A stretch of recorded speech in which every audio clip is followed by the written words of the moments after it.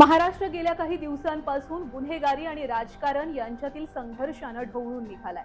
त्यातच अशोक खरात याच्या संभाव्य एन्काउंटरची चर्चा आता मुख्य प्रवाहात आली आहे। केवळ अफवा म्हणून नाही तर विरोधी पक्षातील बड्या नेत्यांनी पत्रकार परिषदा घेऊन याबद्दल भीती सुद्धा व्यक्त केली आहे। नेमकं कोणी काय काय म्हटलंय बघा। विधानसभा विरोधी पक्षनेते विजय वडेट्टीवार याच प्रकरणी असं म्हणालेत की अशोक खरातकडे सत्ताधारी पक्षातील काही बड्या नेत्यांची महत्त्वाची माहिती किंवा गुपितं असू शकतात आणि त्यामुळे जर तो जिवंत राहिला तर अनेक पांढरपेशी चेहरे उघडे पडतील। त्यामुळे पुरावा नष्ट करण्यासाठी पोलीस प्रशासनाचा वापर करून त्याचा एन्काउंटर केला जाऊ शकतो। तर वडेट्टीवारांप्रमाणेच राष्ट्रवादी शरद पवार गटाचे आमदार रोहित पवार यांनी असं म्हटलंय की खरातच्या जीवाला धोका असू शकतो आणि यामुळे कुणाला तरी वाचवलं जाण्याची शक्यता आहे। तर खासदार प्रणिती शिंदे असं म्हणाल्यात, सत्ताधाऱ्यांचे कोणासोबत संबंध आहेत हे लपवण्यासाठी पोलिसांच्या खांद्यावर बंदूक ठेवली जाते।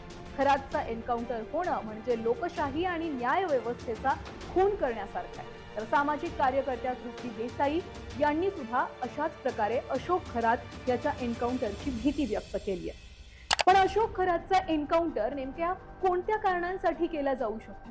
तर कारण नंबर 1 म्हणजे अशोक खरातचे धागेदोरे सत्ताधारी पक्षातील काही नेत्यांशी जुळलेले असल्याचा आरोप होतोय। जर तपास सखोल झाला तर सरकारमधील काही वरिष्ठ नेत्यांना अडचण येऊ शकते आणि पदही जाऊ शकतं। कारण नंबर 2 म्हणजे अनेकदा मोठ्या गुन्हेगारांना मारून त्यांच्यासोबत असलेली माहिती कायमची काढली जाते। खरातच्या बाबतीत सुद्धा असंच काहीसं घडण्याची भीती विरोधकांना वाटते। कारण नंबर 3 म्हणजे खरात सारख्या विकृत प्रवृत्तीला अधिक वेळ न दवडता जर सरकारने किंवा प्रशासनाने संपवण्याचे आदेश दिले तर सकारात्मक वातावरण सत्ताधाऱ्यांबाबतीत तयार होऊ शकतं। आता अशोक खरातचं एन्काउंटर होणार की नाही हे भविष्यामध्ये समजेलच। मात्र विजय वडेट्टीवार, रोहित पवार आणि प्रणिती शिंदे यांच्यासारख्या जबाबदार नेत्यांनी जेव्हा ही भीती व्यक्त केली आहे तेव्हा त्यामागे काहीतरी गुपित माहिती किंवा राजकीय हालचाली नक्कीच असू शकतात।